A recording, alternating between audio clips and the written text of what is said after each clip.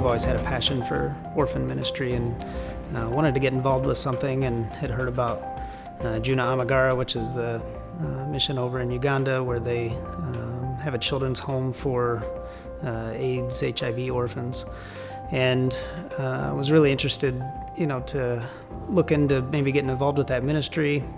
Wanted to find out more of what it was about, and like I said, was in between jobs, had a couple weeks off, so decided to go on a trip and go over to Uganda. So actually spent about 3 weeks over there.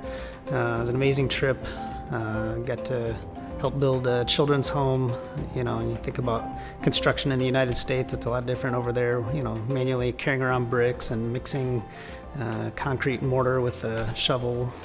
So it was a lot of hard work, but while I was over there, started to talk to people and get to know people from the community there, and they would ask me what I do, and I'd say, well, I'm a computer guy. That's my career background, and a couple of people said, oh, you should meet Ivan. Ivan is studying computer stuff as well. So finally, got introduced to Ivan and started asking him about his education. He had just started the university over there. Was studying computer science, and so I wanted to learn more about, what are the differences between Ugandan education and computer science and what they do traditionally here in the States. So just learned more about it and got to know him. He was interested in about my background as well. And then of course had finished up the trip, and it was a few months after I got back from the trip that I actually heard through one of the leaders from Juna Amagara that Ivan, he had been sponsored by someone to go to university.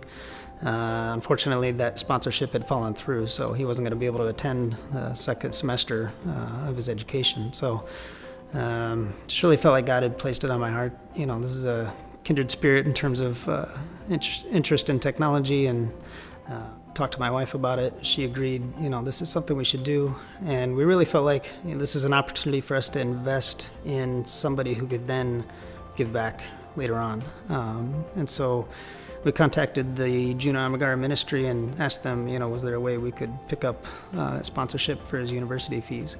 And it sounds like a lot, but university fees in Africa are much lower than they are here, but it was something we thought was affordable, and we went ahead and committed to helping him finish his education. So he was able to continue his education in computer science. He ended up graduating, at the top of his class. He ended up going on then to get his master's degree. He is now teaching at universities over in Uganda. He's also working with Juna Amagara, helping them with setting up computers and, training some of the younger kids. And so it's just been a really neat story and opportunity to see, how our investment into him has grown into so much more than what we ever expected.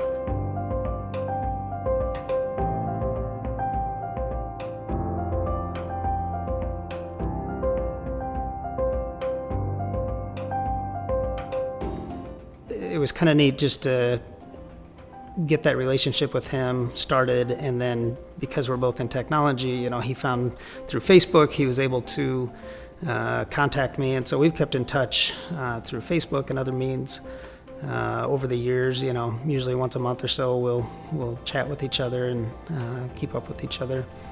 And then it was really neat a few years ago in 2016, I found out that he was going to get married, and he actually invited me to his wedding, which was, I was very honored to be invited. And so I said, if there's any way I can make it, I'll be there. And so we found a way, and it was actually through Small World Connections. I was able to do some fundraising and get tickets, and ended up going over, attending his wedding. It was an awesome experience. Any African wedding is a pretty cool experience, but when it's somebody and have supported, and to see them going on with the next stage of their life, it was an awesome experience.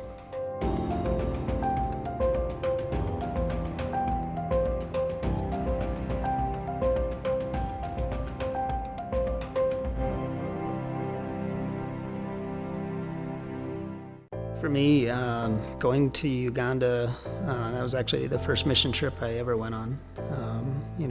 I was 29 years old at the time, as an adult. I had a wife and young children. I didn't know if it was going to be dangerous, if it was going to be difficult. It was definitely costly in terms of financial sacrifice. So there was a lot of risk, putting myself out there and being willing to just take that initial step. But just trusting God that's, if He's going to ask me to do this and open the doors for me, that I'm just going to go and see what happens. And so that, now that I've had that experience and could look back on it and see all the amazing things that came out of it, Ivan getting his education, getting married, having a baby, starting his career, being a teacher, starting businesses over there, giving back to the Juna Hamagara ministry. There's just been so many blessings from that. And then even when I came back, just told people about my trip, my parents got involved. They got involved with helping to send sewing equipment over there so that they could help women who would have to turn to other means of income that aren't quite so pleasant. So just being able to get other people involved and giving back as well. There are just so many good things that came out of that I never expected, by just taking that initial step of faith that God actually wants me to do this. I'm just going to do it. And there were so many reasons to say no. And no one would have ever questioned, oh, you're not going to go to Africa, or judge me for it. It would have been easy to say no and not go. But I think, just seeing how much fruit came out of that, just being willing to go, that's probably the biggest thing that I've learned out of it. And so I tell other people, a lot of times people, and I questioned this myself when I first considered going on a missions trip, why am I going to spend thousands of dollars to fly somewhere and go, be at this place, and, am I really helping with the construction? That surely they could hire, somebody to do this job and probably help somebody in the community more than, doing the work myself. What's the benefit of me going over there? I don't know that it's worth it. Why not just donate that amount of money? And that might be a better use of the money than for me to go over myself.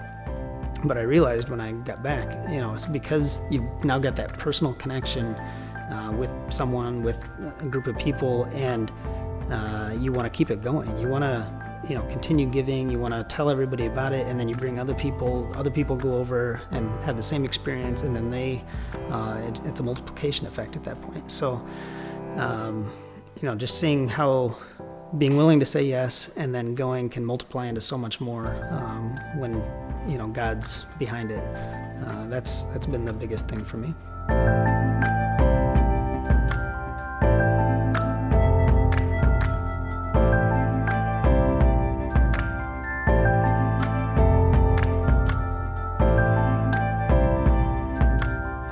To me, the biggest reason for any success is that God's got His hand in it. I don't know that if I had tried to force something, a long-distance relationship with some guy in Uganda and, make business transactions and things like that, I have no confidence that my own efforts there would be rewarded. But, I just feel like there are some times in my life when it's been very clear, like God says, I want you to do this, and He opens the doors and everything flows and everything works right. And so that's the number one thing, is just that God, it's God's direction, following God's direction. Two, I think, is just building up loyalty over time, just building trust with each other, those repeated connections, talking to each other, following up with people. It's not just we met once and then hoped everything would work out and never talked again, but just continuing to build the relationship slowly over time. Eventually you get to the point where you really trust each other, you're loyal to each other, you've committed to each other, you've shown some sacrifice to each other, and you know that it's going to be returned on the other end.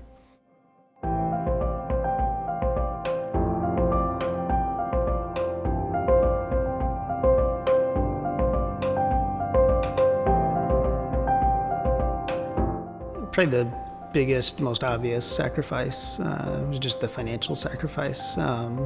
a lot of money put into that investment, with the hope that it would bring a reward and produce a result.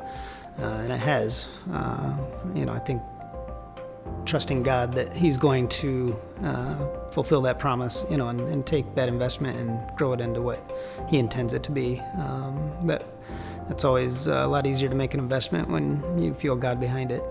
I mentioned to you, I'm introverted. I don't always feel comfortable going outside of my comfort zone and trying to make new friends and pursue relationships with people. But for me, that's somewhat of a sacrifice, is to, take efforts to put myself out there a little more, make sure that I'm regularly engaging and trying to connect with Him.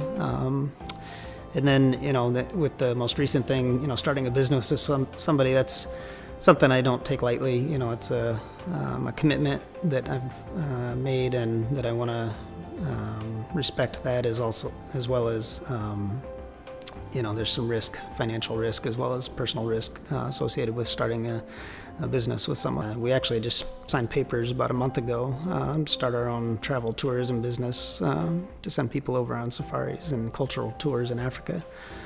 So that's something, we continue the relationship going forward, but it's just, I think, just the commitment to somebody, saying I'm with you, wherever you're at, and continuing to pursue that relationship over time. So those are probably the biggest sacrifices I've had to make.